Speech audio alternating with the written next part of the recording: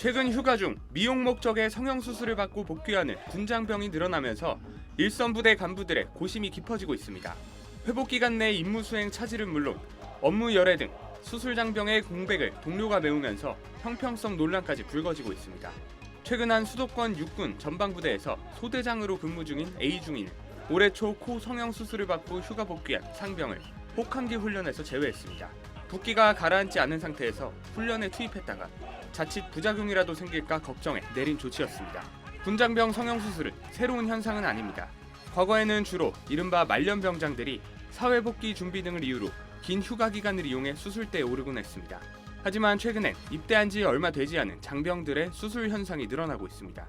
배경으론 먼저 과거보다 유연해진 병역 문화와 장병 급여 인상이 꼽힙니다. 여기에 더해 성형외과의 공격적 마케팅도 이를 부추깁니다. SNS에서는 군인 특별 할인 광고가 넘쳐나고 일부 병원은 실손보험 적용 방법까지 안내하며 장병들을 유혹합니다. 군 안팎에선 최소한의 지침이 필요하다는 지적이 나옵니다. 현행 군인복무기본법이나 부대관리훈령에는 관련 규정이 없어 이를 제재하거나 관리할 명확한 기준이 없는 실정입니다. SBS 김지욱입니다. 일부 부모들의 극성 민원으로 일선 부대의 상당수 군 간부들이 스트레스를 호소하는 것으로 나타났습니다. 유용원 국민의힘 의원이 국방부로부터 제출받은 자료에 따르면 정년이 도래하기 전 조기 전역을 신청한 군 간부는 올해 전반기 2,869명에 달했습니다. 이는 2021년 같은 기간에 2배를 넘어선 수치입니다. 이들이 전역을 희망하는 가장 큰 이유는 업무 강도에 비해 안 좋은 처우 때문. 초급 장교나 부사관의 경우 병장과 급여 실수령액 차이가 거의 없어졌는데 한국국방연구원이 지난해 전역 예정인 임관 5년차 이상 간부 417명을 대상으로 전역 결심 이유를 조사한 결과 낮은 보상이 22.5%로 가장 많았습니다. 눈에 띄는 건 부대관리 행정업무 위주 복무로 인한 보람 상실이 20.1%로 낮은 보상 못지않게 많았다는 겁니다. 실제로 요즘 초급 간부들은 부대관리 업무를 하면서 아들을 군대에 보낸 부모들의 극성 민원에 시달리는 거로 전해졌습니다. 우리 애가 생선 알레르기가 있으니 생선 말고 다른 음식 준비해달라.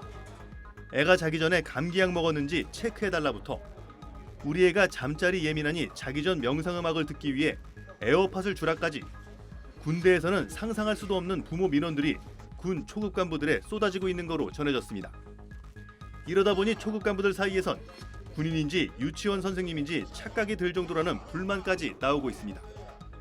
전문가들은 병사뿐 아니라 초급 간부를 위한 정책도 필요하다며 간부를 위한 합리적 보상 시스템을 구축하고 각종 민원 응대에 따른 간부들 스트레스를 줄여주기 위해 병사들의 책임감을 향상시키는 게 필요하다고 지적했습니다. SBS 이호건입니다. 현역 군인으로 추정되는 남성이 군대 생활관에서 SNS 라이브 방송을 진행해 논란이 일고 있습니다.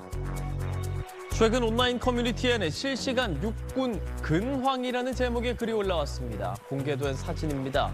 생활관으로 보이는 공간, 군복을 입은 남성이 SNS 라이브 방송을 진행하는 모습이 담겼는데요. 이 사진을 본 누리꾼들은 보안을 지켜야 하는 군대 내부 모습을 전 세계에 생중계했다며 부정적인 반응을 보였습니다. 세트장일 수도 있다는 지적이 나오기도 했어요. 하지만 최근 전역했다는 누리꾼들은 요즘의 생활관 모습과 똑같다며 실제 군 내에서 진행된 방송이 맞는 것 같다고 주장하기도 했습니다. 앞서 국방부는 지난 2020년 7월부터 평일 일과 시간 이후와 휴일에 병사들의 휴대전화 사용을 허용해 오고 있습니다. 올해 병장 월급은 125만 원. 자산 형성 프로그램에 따른 정부 지원까지 더하면 165만 원까지 받습니다. 최저임금 그보다 더 높지 않나요? 최저임금은 줘야죠. 저는 그렇다고 봅니다. 내년에도 군장병 처우 개선에 투입되는 예산은 늘어 병장 월급은 최대 205만 원까지 오를 것으로 보입니다. 정부와 여당은 소상공인 지원 예산도 늘려잡았습니다. 온누리 상품권 발행 규모를 5조 5천억 원으로 늘리고 사용처도 대폭 확대하기로 했습니다. 소상공인의 채무 조정을 위한 새출발 기금도 30조 원에서 40조 원 이상으로 늘릴 계획입니다. 소상공인의 키오스크 수수료를 반값으로 내리는 방안은 연내 추진하기로 했습니다. 사회적 현안 예산도 추가했습니다.